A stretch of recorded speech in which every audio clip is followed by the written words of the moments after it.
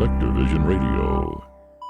I invite you to be a tourist and step into the minds of those people lost to the unknown. When I was 5 years old, I became terrified of something in my room. There was a disembodied voice sighing, and I moved around the room, and the voice moved with me. When I was a little kid, I used to see the medicine men have to go outside and chase away skinwalkers. Clairvoyance is seeing mental images, symbols. Why is it that so many DMT experiencers report being pulled into alien realms? We have hundreds and hundreds of people who have seen these UFOs. I am desperately afraid of being seen as crazy. The weird borderline between dream and reality. We're at the cemetery. There's something moving through the woods that's staying right outside of our lights. From behind the fridge door comes a big dark figure, and I could just see the small red beady eyes. He got really close to my face and he said, "Stay away from things you don't understand." The paranormal, consciousness, folklore, the occult, quantum physics, UFOs, hauntings, psychedelics, nightmares, creativity, philosophy, ghost stories, mysticism, Bigfoot, epistemology, synchronicity, high strangeness, the supernatural, the cosmic non-human joke, intelligence, haunted objects, simulation human theory, artificial intelligence, the other. Spectrovision Radio, a strange podcast network for strange times. Spectrovision Radio. Telemetry and launch condition. Well, some other observers. It's late night.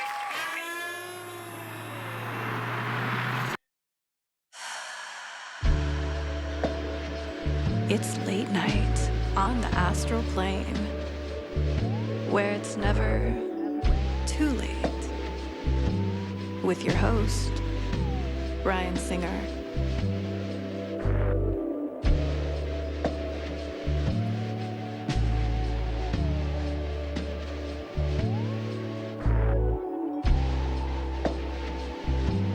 It's more fun to believe.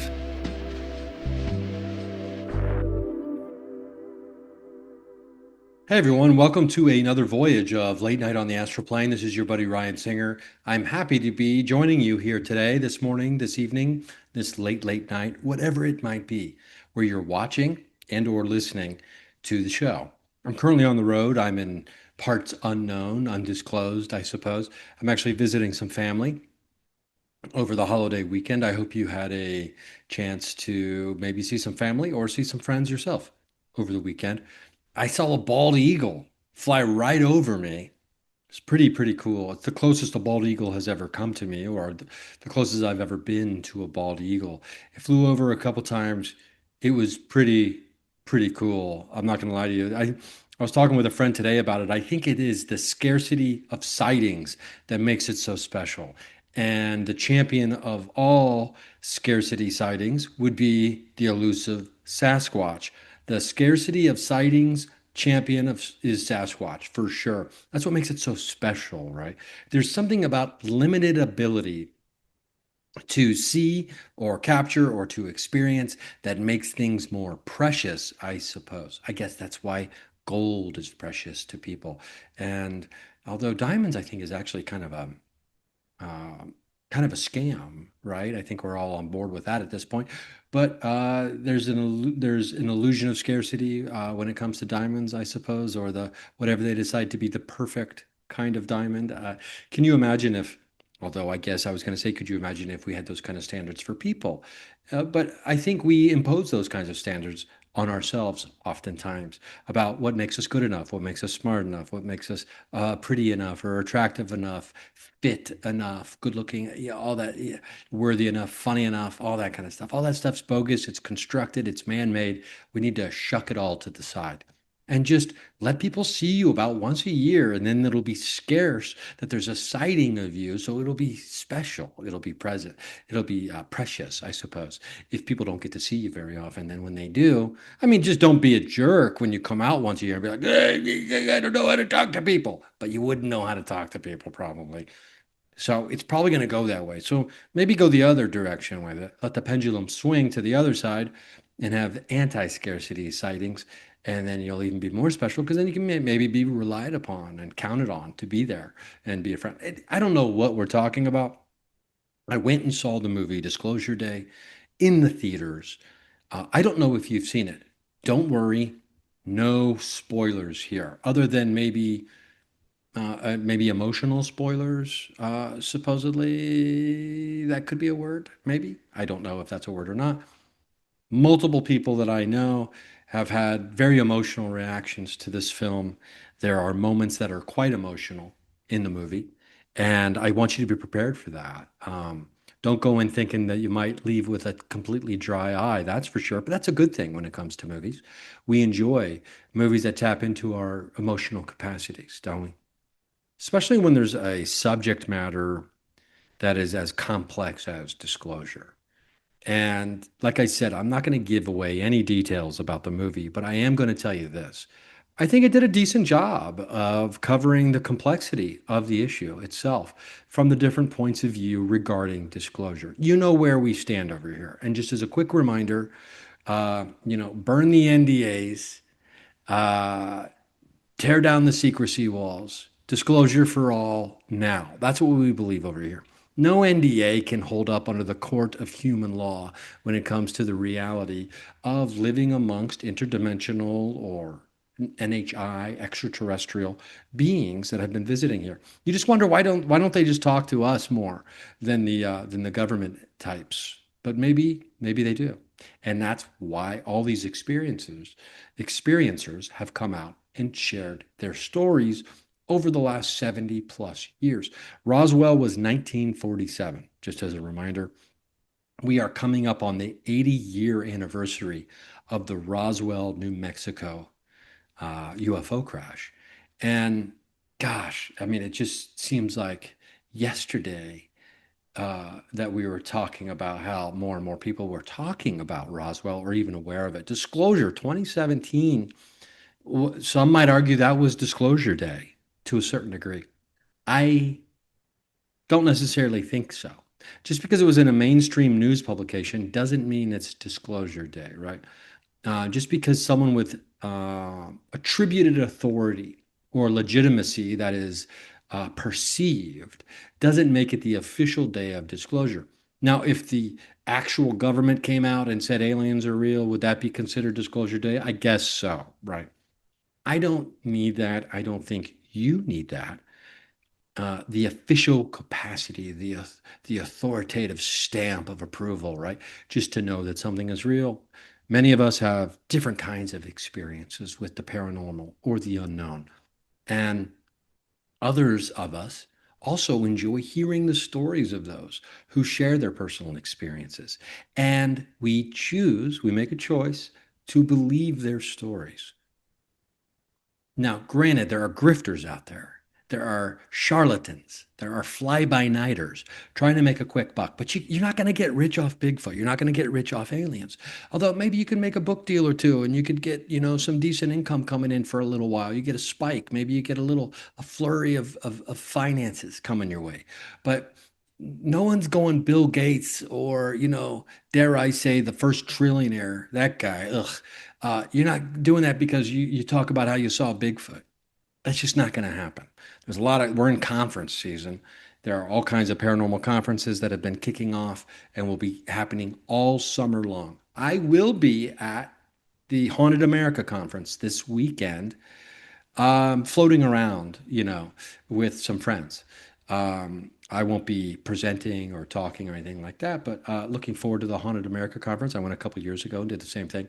It's fun to be a fan, right? It's fun to be a fan of certain things. Now, granted, a lot of times people ask me, "Oh, do you know so and so, or have you listened to this?" Blah blah blah blah blah. I don't have the time necessarily to be consuming all the paranormal podcasts that people do, and quite frankly, I'm not a huge consumer of podcasts in general, other than trying to create this one, in working on these other projects and things like that. I do listen to some and enjoy them often when I do, or usually it's audiobooks or things like that. But there's a lot of great paranormal podcasts out there. And I think, the one that people talk about a lot is Strange Familiars, and there's a bunch of others out there that are very, very good. Um, it's one thing is for sure, there's a million more of them out there now than there was when we started. And That shows me something very important. That interest in the paranormal has increased. More people have access to technology and feel like their point of view is worth being shared, and they want to join the conversation. And that's great. Now, it doesn't mean just because someone has a million listeners that their point of view is more worthwhile than someone who has 50 listeners.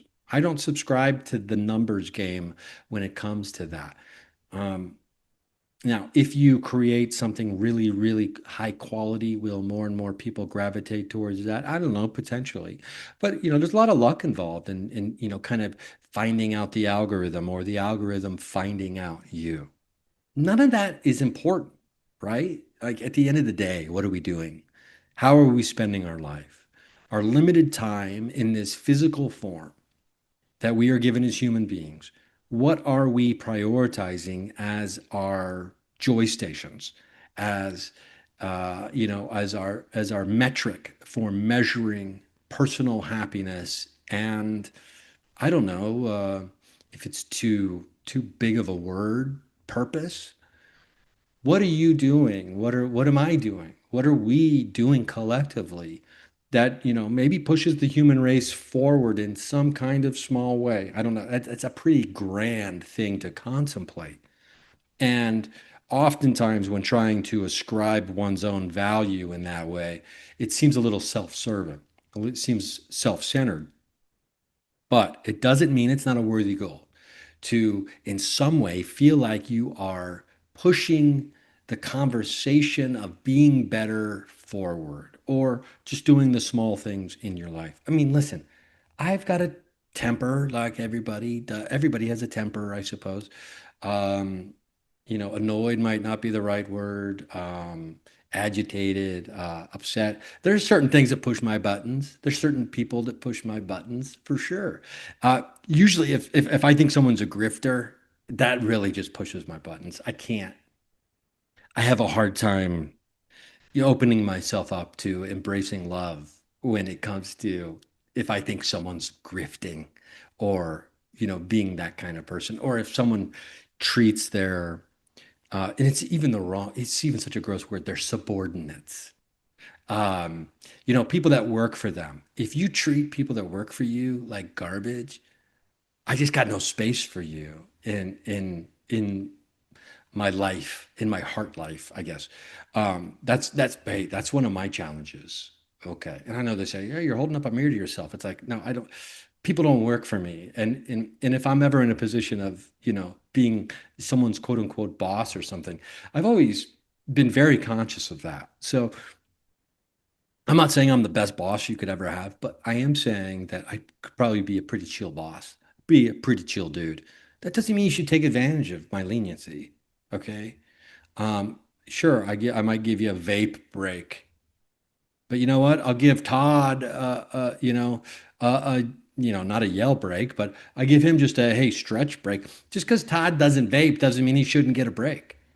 Just because he doesn't smoke cigs, doesn't fire darts, he shouldn't get 5 minutes in between start time and lunchtime, and after lunchtime and end time. Todd, go out there, take it in, do some breath work, do a breath work break. I'm here for it. What are we talking about? Oh, patreon.com/Ryan Singer. $3 a month gets you no commercials on all of these episodes. I want to talk about Disclosure Day to a certain degree. Now, obviously, this movie hits on some major themes of disclosure and different points of view regarding the process of disclosure, whether it's religious, governmental, or even personal. We know that the existence of extraterrestrials that may or may not have been interacting with human beings on Earth for quite a long time, whether that means, from outer space or maybe interdimensional non-human intelligence, plasmoids, whatever you want to say, intelligence, interacting through consciousness with human beings through our consciousness and through our sensory perceptions. That's a big deal. And that's a foundational aspect of being alive. And therefore, it is to me what you would consider to be a basic human right of information. Knowing the world, the truth of the world in which you live. I think that is not asking too much. Meanwhile, you have the gatekeepers who believe they are entitled to this information, and it is too much in whatever form they think for those that they serve or those that are their subordinates below them. Maybe they don't have enough emotional capacity to handle the truth about not being alone in the universe. Maybe the religious leaders would think like our whole religion would collapse if people knew that there were aliens out there. Well, you know what? It's the free market of thought. And if your product doesn't hold up, I suppose it fails, right? Isn't that what America is supposedly all about? Even though the biggest corporations in the world have the most socialism attached to them. You know, the bailout that happened in, what was it, 2007, 2008, too big to fail. Is religion too big to fail?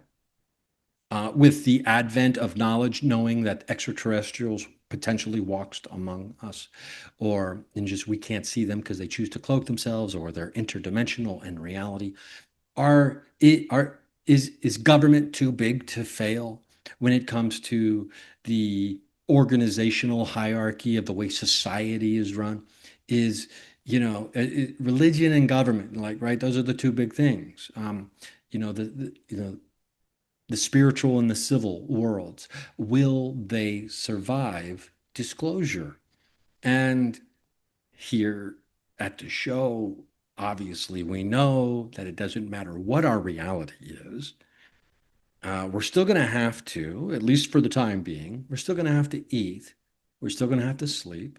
We're still going to have to breathe, drink water, and drop a deuce or go the onesies. Go a one or a number two from time. You're going to have to use the potty. You're going to have to eat something. And because you eat something, you're going to use the potty. And then you're going to have to take a nap. Is that just me? Every time I poop, I have to take a nap. Is that healthy? Is that wrong? Is that weird? Just kidding. Hey, if that's something that you do, that's fine. I was kind of making a joke. Anyway, all that to say that we still have to live our lives. And it doesn't matter what the landscape of our reality looks like. We are still doing the same things within that landscape.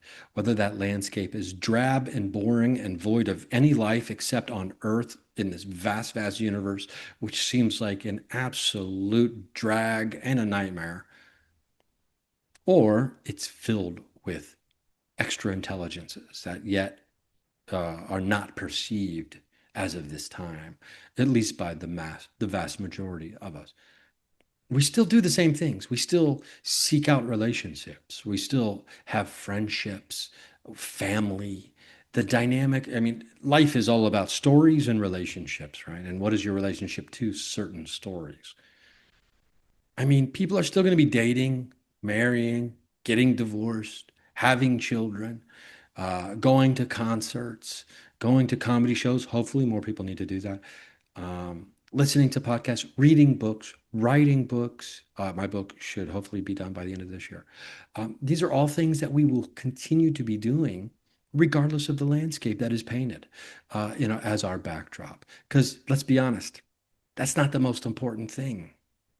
It's important. It is the most important thing to be aware of to a certain degree, right? Like we should all, in the sense of things that we are entitled to know, sure. Yes, 100% without a doubt. That's why NDAs and gatekeepers be damned. But it's not the most important thing in our life.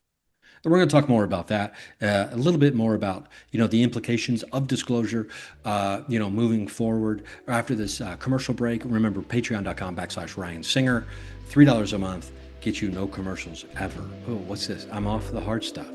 I'm doing an ollie pop. We'll be right back.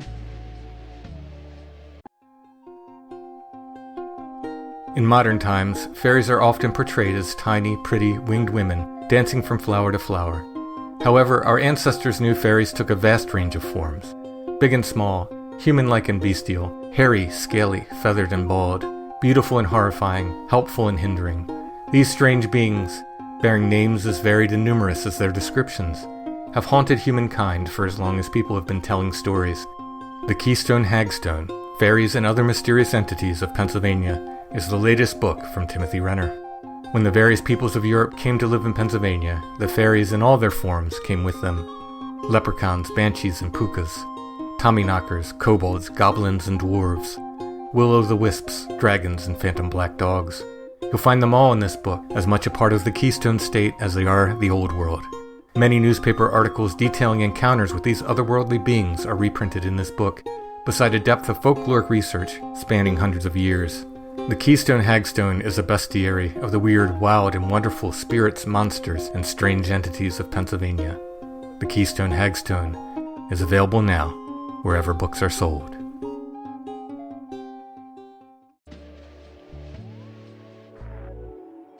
So we're back. So what are the implications of disclosure moving forward if, in fact, full disclosure comes our way? And what does full disclosure even look like? Well, I think we're kind of all generally aware of what full disclosure looks like. Full disclosure is complete awareness of the reality of the universe in which we occupy. And that means everything from human capabilities to the full extent of human capabilities, like what are humans fully capable of, and what will we be capable of moving forward in the future. Who else is around, hanging out in the neighborhood? What is, the continuation of consciousness and or spirit after physical form falls off and or physical death? These are all things that are kind of wrapped in together into disclosure, at least for me. So when we understand that there might be an interdimensional nature to even our own reality, and that could be when we sleep, we are traveling into a different dimension, or maybe the same dimension in a different form of ourselves. So we are therefore the interdimensional creatures that we are wondering about as well. Portals, ghosts, Bigfoot creatures, aliens, UFOs, time travel, the non-linear nature of time, and what that truly even means, even though it's difficult for people like me to wrap my brain around something that is actually maybe circular or non-spatial. It doesn't really compute with me to the degree where I'm like, oh, I could sit and talk about the non-linear nature of time all day long and explain it to anybody who doesn't understand it. I'm not that guy. I'm not that guy who's doing that, at least at this time. Who knows? I could wake up with a major download tomorrow. And by download, I mean, I don't know. Maybe I listened to an audio book while I slept and it melted into my to my awareness through some kind of, sleep osmosis, through the verbal injection. That seems weird. So what does disclosure look like? I think disclosure looks like pretty much it's the only news story you've got. It's the only thing people are talking about. And it makes everything else seem, quite frankly, silly. It makes, and now, as I'm getting ready to explain this, I do want to say that I am fully aware how it can sound. It can sound as a panacea, like a cure-all for everything that ails the human race. And I don't want it to come off as I think that this all happens and then within 24 hours we're living in a utopia. That's not what I believe. That's not what I think. I am aware of that, right? But when full disclosure does happen, and maybe that's a completion of a long-term slow disclosure that's unfolding, who knows? I honestly, I don't think that's viable, but when everybody is kind of aware of it, kind of like a baseline, everybody for the most part, like almost every single person alive that has the ability to communicate thought and has developed spoken language or sign language or whatever else, or communication abilities, and just even a very basic critical thinking kind of way. And basically what I mean is anyone over the age of 2 or whatever it is, however old kids are when they start to understand a little more complex stuff. Everybody knows that we all sleep when we're tired. Everybody knows that we need to eat stuff because we get something called hunger, right? Everybody knows that we need to breathe. to stay alive, even though we might not understand all the machinations that go into oxygen going into the lungs and being converted and blah, blah, blah, blah, blah, blah, exhaling, CO2 or whatever it is, right? That doesn't matter. These are just basic understandings, things we know as people from a very, very, very young age. One of them is we like to laugh, we like to smile, we like to be loved. We know that we need to eat, we know that we need to sleep, and we know we get thirsty because we feel it. And we also know that there's gravity. If we drop something, it will fall. We don't have to understand the mathematical equation of gravity or even know anything about the science of it to understand that if I drop something, it falls. I learned at a young age that was gravity. So now I just know that's gravity, right? Until we find out that maybe it's not. I don't, that's not what we're getting into here today. But that's what disclosure will be. The understanding that we are not alone in the universe. I mean, we already understand this in a very basic level. You wake up every day and it's not at the forefront of your mind, but somewhere in there, you are aware of the presence of other people. I mean, it's because you've seen them and you know that you can count on them or expect them. It's an expectancy thing, right? You walk out of your door, you will see another person doing something sooner or later, probably someone you recognize if you lived in the same place somewhere long enough. That's an expectancy. It's normalized. It's an understanding. It also can create comfort in some way. That's a comfort and community thing, right? You are part of a larger community. You know that. That's why in certain movies, like when someone walks outside of a building, like these like apocalyptic zombie movies, and like everybody's gone and there's nothing around. That's why it's such a dramatic scene. And they still do it, even though it's been done 100 times. Filmmakers still use it because it's effective, because it speaks to a fundamental expectancy that we have of being part of a community. And when all of that is taken away, it's shocking. It's I don't know. It's unsettling. Maybe it's confusing. Maybe scary. But that's when everything is taken away from us. When the community is erased, and now we're alone. You know what isn't scary? Understanding that there's more of us or more around us that are joining our community. That is not scary to me. People are like, oh, people will be too scared if all the aliens show up. It's like, oh, because our community got bigger, because our resources of pooling together our minds, our thoughts, our dreams, our imaginations, and our abilities gets doubles, triples, quadruples, whatever it does. That's the opposite of scary to me. That's exciting. That's wonderful. That's like reinforcements have arrived. You know what I mean? So I don't think full disclosure is a panacea that cures all that ails the human race. We still have interpersonal relationship problems that we deal with on from a micro to a macro level. You see it playing out through war, through all the way down to an argument at a restaurant between two people, maybe a waiter and a customer, about how a steak is not cooked enough or something, and then someone else at another table being like, you shouldn't even be eating steak because that thing is alive.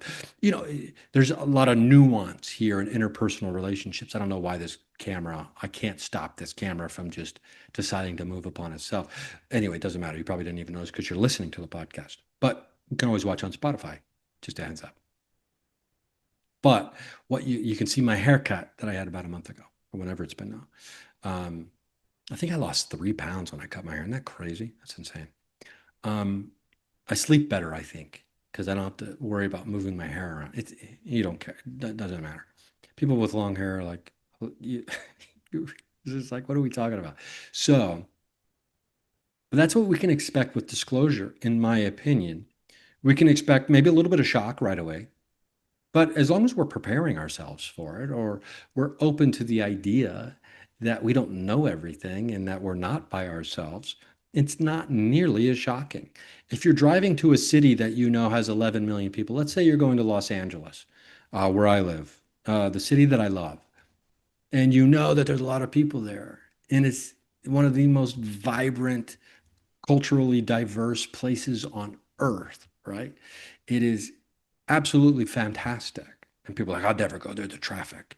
It's like, get over the traffic and go experience it. Go experience the diversity of landscape, the mountains, the ocean, the desert. It's absolutely bonkers how great it is in Southern California. And, duh, that's why so many millions of people have chosen to live there. And it's warm, right? It doesn't, I've seen snow, I think, twice ever in Los Angeles, and it wouldn't even stick to the ground when it happened. But I mean, that's not counting the mountaintops. I'm talking about being at the city levels. We're not talking about Big Bear, like Arrowhead, places like that, where people go skiing all the time, huge skiing destinations.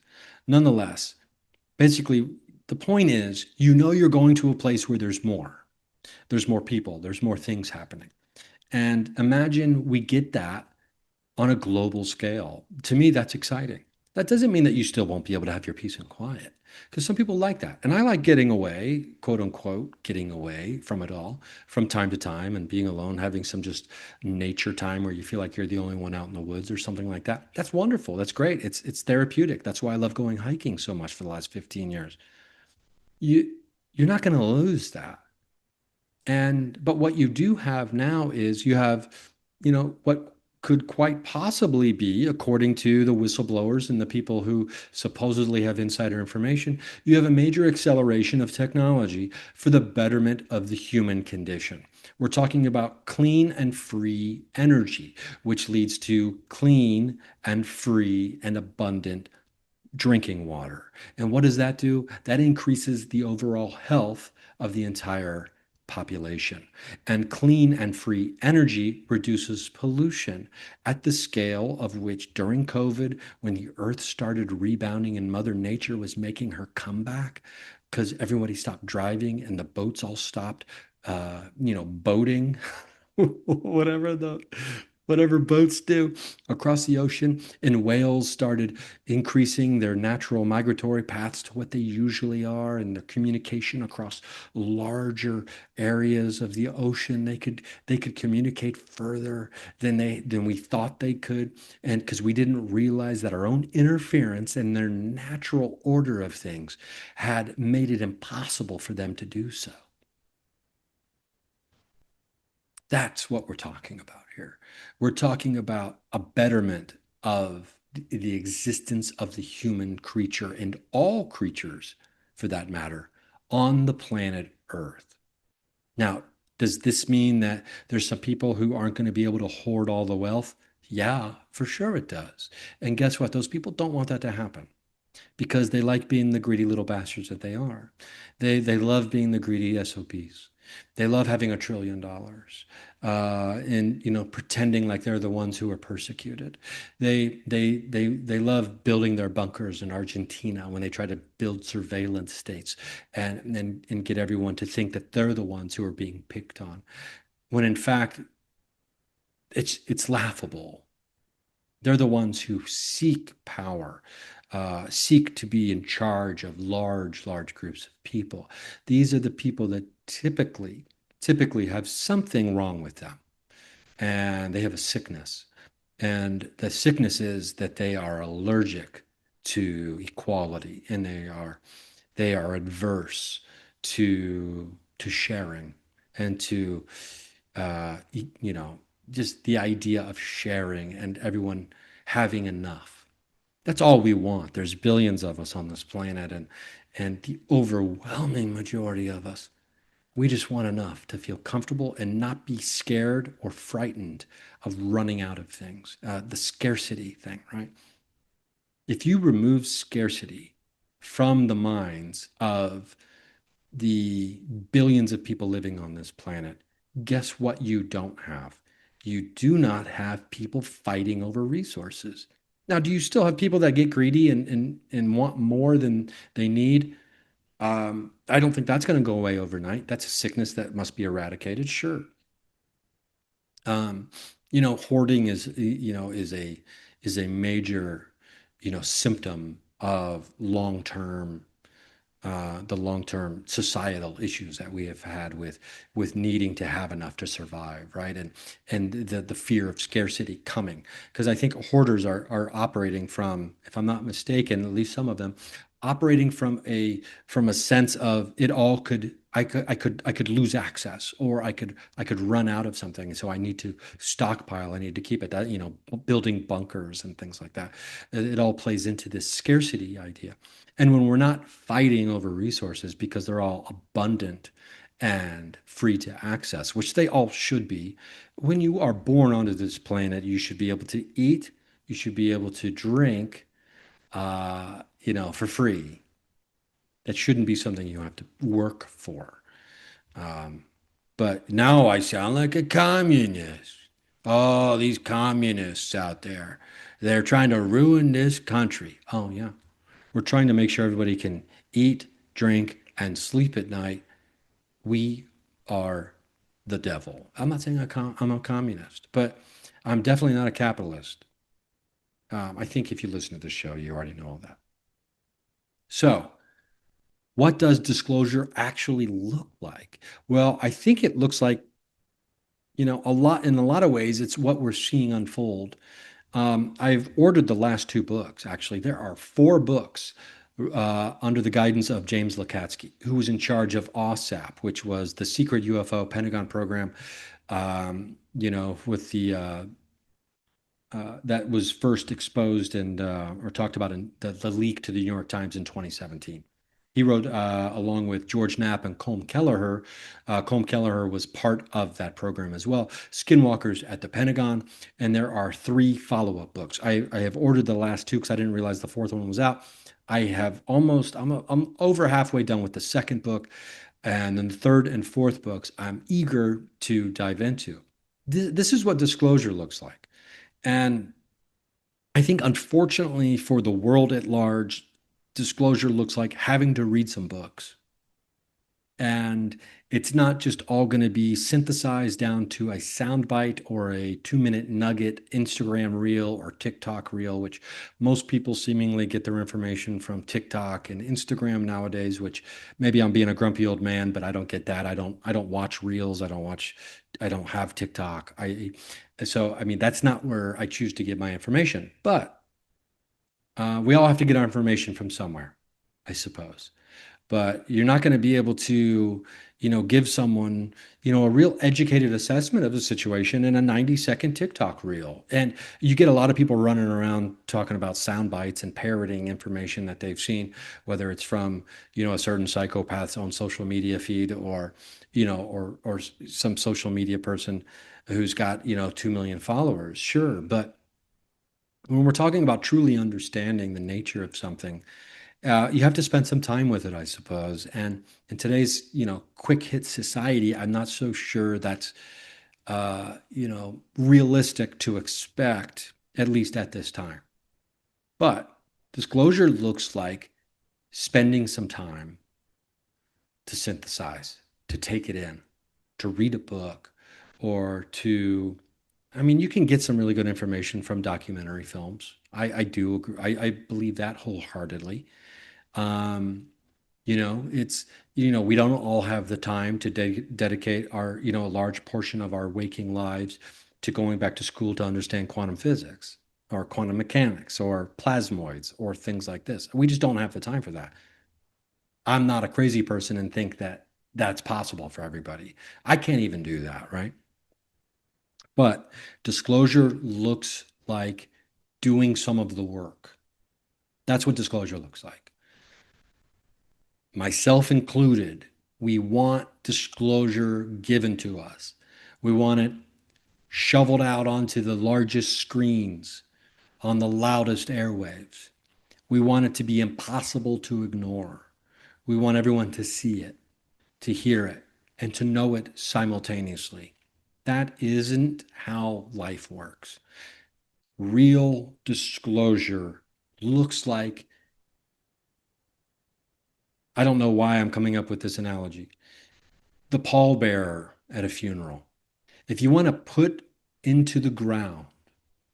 And it doesn't have to be a disrespectful way, like putting them into the ground, John. It's like, whoa, what are we doing? If you're going to lay to rest the old reality, the old way of thinking, I'm all for that. Now, use your hands and grab the handle on the coffin and help carry it to its final resting place. And it becomes lighter the more of us who decide to grab that casket and help carry the old reality to its grave and to finally put it to rest where it actually truly belongs. And we can pay our respects and give some final thoughts, and then we move on. We move on with life, much like we do when a loved one dies. And I'm not saying this current reality is a loved one necessarily, but I think you understand. Disclosure actually means putting a hand on the casket and helping carry it, the old reality, and so it can actually be put to rest. It's not the greatest answer, in my opinion. I'd love to sit back on my couch, eat popcorn and peanut butter M&Ms, and have full disclosure unfold in front of me. I'd love that. I'd love to have absolute zero skin in the game and zero responsibility in helping disclosure come to me specifically. Basically, what I'm saying is that if you want disclosure, much like if I want disclosure, we have to participate in the process. It's not just something that we can turn on the TV and watch full disclosure. We have to make a little effort. And if every single person just made a little tiny, tiny, tiny bit of effort, that's when understanding and awareness starts to really sink in and resonate on a global scale. And then everybody, everywhere, all at once has the same kind of idea, right? And then it becomes this thing where we wake up the next day and guess what? We all just kind of already know it. We already know it as our reality. It becomes gravity. It becomes, I need to eat. Oh, I'm feeling hungry. I guess I need to eat. Oh, I'm feeling curious. I need to explore the mind of a non-human intelligence and maybe connect with them and have a conversation about the true nature of consciousness. Maybe you have that feeling as well. I mean, I don't know. It's not the craziest thing to think about. Did I do 2 commercial breaks? Probably not. This is our last commercial break. We're going to be right back with the rest of this, kind of like finishing off like the last week's disclosure, or 2 weeks ago, the disclosure episode that we did celebrating the release of Disclosure Day by Steven Spielberg, out in all major movie theaters now. Highly recommended the film. I really enjoyed it. We're going to be right back after this short break. Ollie Pop, Shirley Temple style.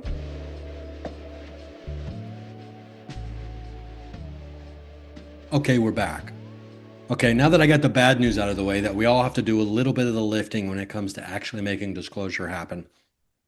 And to be clear, as a reminder, I'm not talking about every single one of us has to make disclosure happen like on the news or something like that. But disclosure has been happening. It is around us. And if we all just kind of do a little of the effort ourselves to seek and to understand or to consume or to read or to watch, we all get there eventually. And our natural curiosity will lead us there. And because like I said, there's 4 books by the guys who were in charge of the Pentagon program talking about Dogman. We talked about that a couple of weeks ago. I was showing and reading excerpts from it. There are documents on the Department of War website. What a joke of a name. Secretary of War prediction. I mean, just all positivity here. We don't need to talk about that. It's like there's documents there. You can download, you can watch videos, you can see written documents, you can see photos of UAPs, UFOs, things like that. Disclosure has happened already.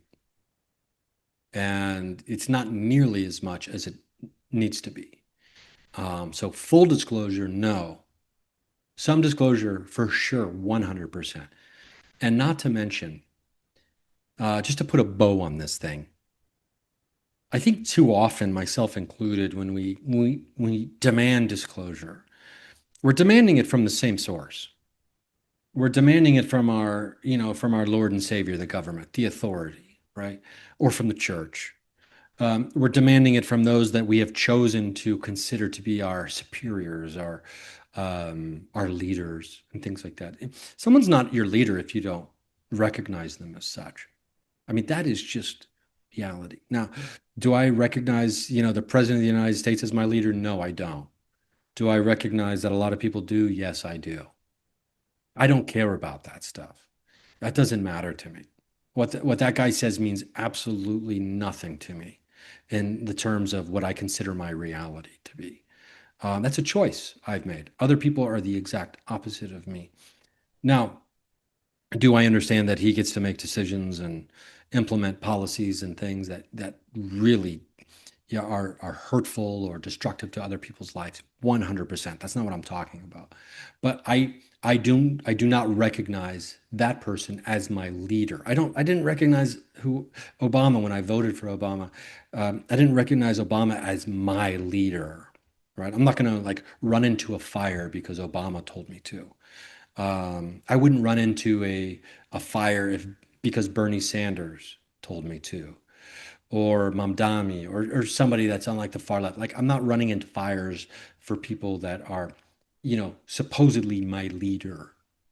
Even if I do vote for someone, I choose for them to hopefully take a role of leadership. That doesn't mean over me, right? Now, what we have to be careful about here is we demand disclosure. And myself included, I've been doing this for a while. It's like, they need to disclose this to us, blah, blah, blah, blah, blah, blah, blah. And it's not because I think they're the end all be all of my leader and I'll do whatever they say and I have to do anything they tell me. That's not why. It's because they've had the resources and actually the ability to accrue, and have interactions with and know about the things that need to be disclosed. So I'm not being like, okay, we can only finally rest until once the US government finally says aliens are real and they've been here a long time, and then we'll all know the truth. It's like we already know the truth to a large degree. But they have the quote unquote, well, not even the actual evidence of that. And you could be like, well, how can you say that with such certainty? And it's because there are whistleblowers who used to be part of that mechanism of the DOD or the government, the gatekeeping community. And they're called whistleblowers for a reason, because they're coming out and speaking about things that they were never supposed to talk about. And that's why whistleblowers need protections that for some reason Congress and the Senate refuse to give them still. And we can thank Mike Turner in Dayton, Ohio, has a large part to do with that, of making it unsafe for the brave men and women who are talking about disclosure and UFOs, UAPs, NHI, the true nature of reality. We can thank, scumbags like Mike Turner for that, making it unsafe for them, because he's in the pocket of the defense contractors, who are these greedy people we talked about earlier, who don't want, an egalitarian or in a society that has equality, and shared socialistic ideals, of everybody having enough just because they exist. They should have certain things. And if you're going to be the best country in the world, you should have free healthcare. You should have the healthiest citizens. If you're going to claim to be the best country in the world, you're going to be a great country, you should have great health for all of your citizens, and have mechanisms and structures and institutions in place to ensure that the citizens of your great country can feel great. If you're going to be the greatest country in the world, you should ensure that all the citizens of your country have access to the greatest education in the world. And the United States is far, far down the list when it comes to quality of education, and at the very top of the list when it comes to the most expensive. You want the healthiest, You want the most intelligent. You want the smartest. You also want people who have clean drinking water and electricity and have a roof over their head. These are all the basic things that would make a country great. That's what would make America great again. Education, healthcare, clean water, affordable food, things like that. But when you have people in place who are profiting immensely from keeping disclosure behind the gate, keeping it behind the gate, that's when you have trouble. And that's why these whistleblowers need protection, because they're actually putting their lives in danger. And, Lord knows what other threats they've been facing. Apparently, all kinds of threats, like things that they can do to ruin people's lives and stuff like that, making them look like certain types of people or whatever, just kind of ruining people. I can only imagine how scary that would be. It would be terrifying. Now, disclosure comes from the government, yes, because they have the evidence, not because they are our leaders, like, in spirit and on paper, right? So when I demand disclosure from the government, it's because they're the ones with all the evidence, right? Or these, and it's actually not even the government necessarily as much as these defense contractor companies, like these military contractors, Raytheon, Boeing, people like that, Skunk Works, Lockheed Martin. They've got this stuff, and they need to give it to, they need to show it to the rest of the world. And that's part of this whole thing. And it's a very complicated discourse. It's an extremely intricate subject, and I understand that, but only because there's been so much deception and deceit for, over 70 years when it comes to the true nature of non-human intelligence, aliens, ETs, whatever you want to call them, or interdimensional nature of reality. All the laws of nature that exist beyond the basic ones that most people are vaguely familiar with, things like that. So just because I'm demanding it from the government doesn't mean that, I think that's the only way it can happen, because disclosure has happened, and it's happened through people, through individual testimony. So government be damned, gatekeepers be damned, military contractors, defense contractors be damned. They haven't stopped at disclosure, and they can't stop disclosure. And that's because people will share their stories, because that's what it means to be a person, to connect with other people, to have community. And part of that, a major part of community, is storytelling, sharing our stories of the existence of life, the story of our relationships to one another, the story of our relationship with ourselves and the journeys that we've been on, hopefully Joseph Campbell style hero journeys for all of us.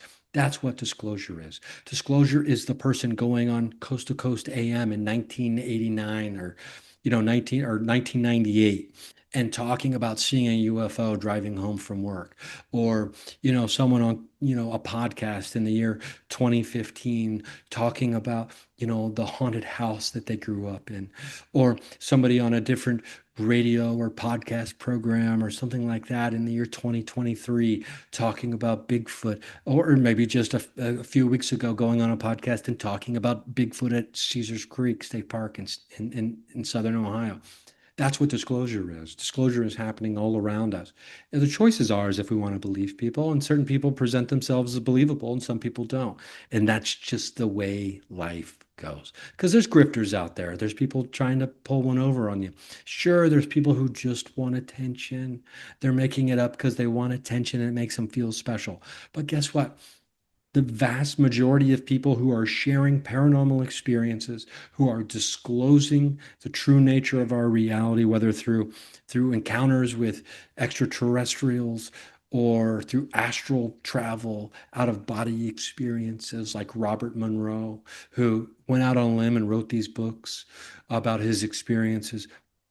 They're going out on a limb and they're giving us disclosure. And, we get to choose if we believe them or not. Sure, that's up to you. And that's up to me. But disclosure is happening. But it is mostly happening only when people who want disclosure make a little bit of effort and join the process and make the story, a story that can be told. If a story is told in a room with no one in the room, does the story make a sound? You know what I mean? Like the old tree and you get it. The story needs to be told, and there's millions and millions of stories that have been told and are being told right now. And the absolute explosion of paranormal podcasts over specifically the last 3 to 4 years, is an example of just the inherent human need. It's not even a desire, it's a flat out necessity that these stories are told. And if that's not enough evidence for you, the fact on a very small, like micro level, like the fact that there are thousands of paranormal podcasts now, people wanting to tell stories and share stories and hear stories and share information that they've read about. If that's not enough evidence for you that this is one of the most fundamental human needs to connect with each other about the seemingly unknown or the unknowable or the strange or the unreal, and people just in troves of numbers saying, no, but this is real. I'm not crazy, am I? And other people saying, no, you're not crazy because I've seen that too. That number isn't getting smaller. It is getting larger every year. And I say there should be a million more paranormal podcasts. Who cares about, how many people are listening or blah, blah, blah, blah, blah, blah, blah. The exact amount of people who are supposed to listen to this podcast or watch it are doing so at any given moment. I don't care. It's bigger than just me getting ad money or having there are people who make 6 figures on their Patreon every month. That is fucking bonkers to me, right? That is insane to me. I don't need, and that's good for them. I could do that for 6 months and you'd probably never see me again. But the point is, that doesn't matter, man. Like, what are we doing here? What are we doing here on this life with this limited time? That's what matters. Are we connecting? Are we sharing love with one another? Are we trying to do our best to do that? To try to get rid of some of these shackles that hold us back, that are manufactured and oftentimes by ourselves, right? And even though we want to blame everybody else for them, but we can maybe take a little accountability for some of this stuff, right? What are we doing here? I mean, I'll be 50 years old very soon. So that's almost halfway done living. What am I doing with my time? What am I doing with my time left? You think I'm going to be doing a lot of stuff that I don't really want to do? You bet your sweet tush I'm not. I'm almost 50 years old. I don't do stuff I don't want to do unless it's like an absolute necessity to like pay my rent or something or whatever, right? Like, what are we doing with this time here? Are we connecting with each other about the wild, the beautiful, the strange, the unknown, the paranormal, the supernatural, the mystical? Are we diving into the esoteric to try to, blop out a few extra nodules on our brain before we go so our consciousness comes back the next go around with a little more data on the hard drive already? I certainly hope so. I'm going to be like a 3-year-old kid looking for Bigfoot in my next life. Will I be human? I don't know. We're going to have to find out, I guess. And then, I'll probably know though, in that next life that I was already searching in the past life, currently right now. Who knows? There's only so much time. And that's why disclosure now. NDAs be damned, gatekeepers be damned. Let's get this show on the road already, right? But we have to do some of the heavy lifting. A lot of people don't want to do that. And if it means reading a book, I was talking with someone about this the other day, and it's like, that's when it kind of resonated with me. It's just like, the shitty thing about disclosure is that sometimes it means you got to read a book. Anyway, Love you. I hope you love yourself. Take care of yourself. I hope to see you at a live comedy show. I'll be at the Comedy Attic. I'll be at Go Bananas. I'll be at Mason City Limits. Um, I'll be everywhere, man. I'll be all around this summer. So maybe I'll run into you. And I got some cool shirts that I'll be selling. I got one where it's Godzilla destroying a data center. And I've got some shirts from the past that I'm bringing back because they were super popular. That's one where it's like, like the demon character getting zapped up into a UFO with a milkshake. I'll be bringing those shirts back as well. So I'll let you know about all that. And also other great, exciting, cool stuff on the horizon. Can't really talk about right now, but we'll bring it up to you later when I can. So yeah, and in the meantime, just remember, it's more fun to believe, okay? And it's okay if sometimes we get frustrated. We just have to, try to maintain a shred of positivity, and we're gonna be all right. And I believe that. And until next time, just remember, it's never too late out here. So yeah, I look forward to the next one, and I look forward to talking to you again soon. So take care, and thanks again for joining me on this voyage.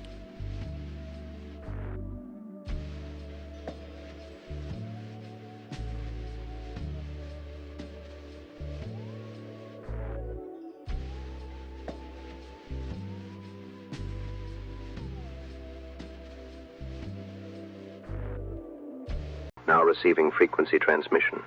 I remember having a very profound realization about my dog when I was on mushrooms one Halloween.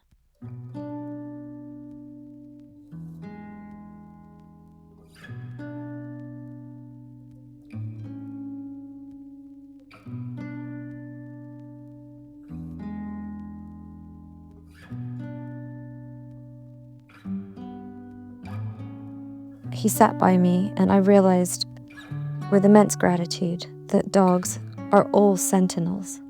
We've merely fooled ourselves into thinking that we take care of them. But they are truly our guardians, sent here to watch over us. They are angels. And yes, we need to feed them and bathe them. And yes, he peed in the hallway. And I wished that angels didn't pee in hallways, but they do. That's the thing about altered states. They don't show you what isn't there. They show you what was always there, hiding in plain sight.